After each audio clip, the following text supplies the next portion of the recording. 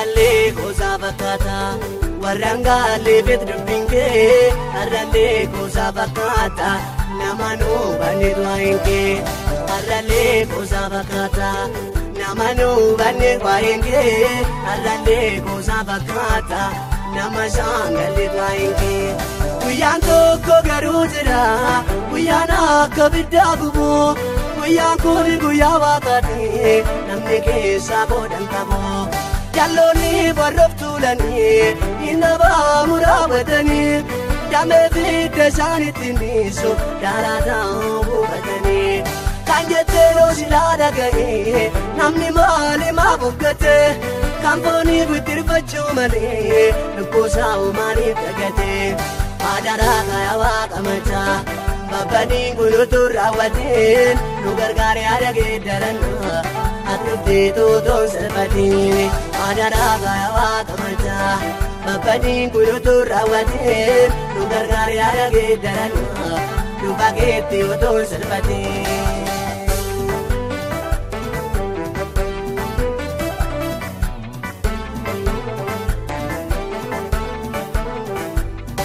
Kaleessa si waaqessu dubbii kee sodaannaan dhaga'ee har'agaaffii keessa barbaada inni kaan hirmeetti ta'ee ankaleessa si waaqessu dubbii kee sodaannaan dhaga'ee har'agaaffii keessa barbaada inni kaan hirmeetti ta'ee karaa isaa baay'ee siin jiru alalaan akka dhalormaa isum kaleessatti fayyee deebi'ee dubbii keetti mormaa. Bisororo jallisaa sababii funaanuu qabee nama hundattis garaa dhibbata jechaan toluundumaan wallabee otoo kaanaan deddeebinu guyyaa keessa na eeguu mannaa dhiigalmoo keetiin nu qulleessi har'a yaada geeddarannaa otoo kaanaan deddeebinu guyyaa keessa na eeguu mannaa dhiigalmoo keetiin nu qulleessi har'a yaada geeddarannaa. Arralee gosa fakkaata warraangaalee beekdubbinkee arralee gosa fakkaata namanuu banne du'aayinkee arralee gosa fakkaata namanuu banne du'aayinkee arralee gosa fakkaata nama shaangalee du'aayinkee guyyaan tokko garuu jira guyyaan akka biddaa gubu guyyaan kun guyyaa waaqaati namni keessa boodan qabu. Jalloonni barroof tuulanii inni baamu raawwatanii damee bidda isaanitti miisu daaraataan buufatanii kan jettee yoo silaa dhaga'ee namni maali maa buqqatee kan foonii guddirfachuu malee lubboosaa uumaaniif dhagatee aadaraa kaayaa waaqa machaa babbaniin kunuutu raawwateen nu gargaaree haadha geeddarannaa atuuttee tuutoon salphatiin. Aadaraa kaayaa waaqa machaa babbaniin kunuutu raawwateen nu gargaaree haadha geeddarannaa nu bageetti tuutoon salphatiin.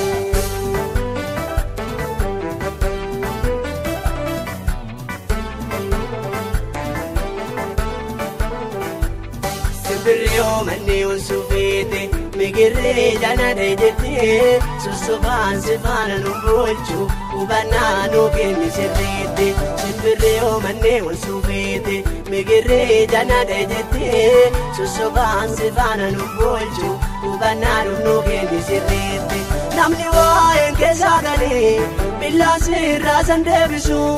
waraansiif daddarbaan diinaa iddoo isaa san gadhiisisu. Waawwashaa kanneessi dibnee iddoo kaarraa boru hin jirru uleen kee akka nutti hin dhufne otoo binnee wal gurgurru uleen jaallotaa bultee dirra keenya dha'uu mannaa dhiigalmoo keetiin nu qulleessi har'a yaada geeddarannaa kacheen jaallotaa tuwame mana keenya dha'uu mannaa dhiigalmoo keetiin nu qulleessi har'a yaada geeddarannaa. Arralee gosa fakkaata warraangaalee beekdubbinkee arralee gosa fakkaata namanuu banne du'aayinkee arralee gosa fakkaata namanuu banne du'aayinkee arralee gosa fakkaata nama shaangalee du'aayinkee guyyaan tokko garuu jira guyyaan akka biddaa gubu guyyaan kun guyyaa waaqaati namni keessaa qoodan qabu jalloonni warroof tuulanii inni abaamu raawwatanii damee fidda isaanitti miisu daaraataa hubatanii kan jettee roosilaa dhaga'ee namni maali maa boggate kan foonii bittirfachuu malee lubbuusaa maaliif dagatee adaraa kaya waaqa machaa babbadiin guyyootoo raawwatee nu gargaaree haadha geeddarannaa akkubbii tootoon salphatee adaraa kaya waaqa machaa babbadiin guyyootoo raawwatee nu gargaaree haadha geeddarannaa nu bageetti otoo salphatee.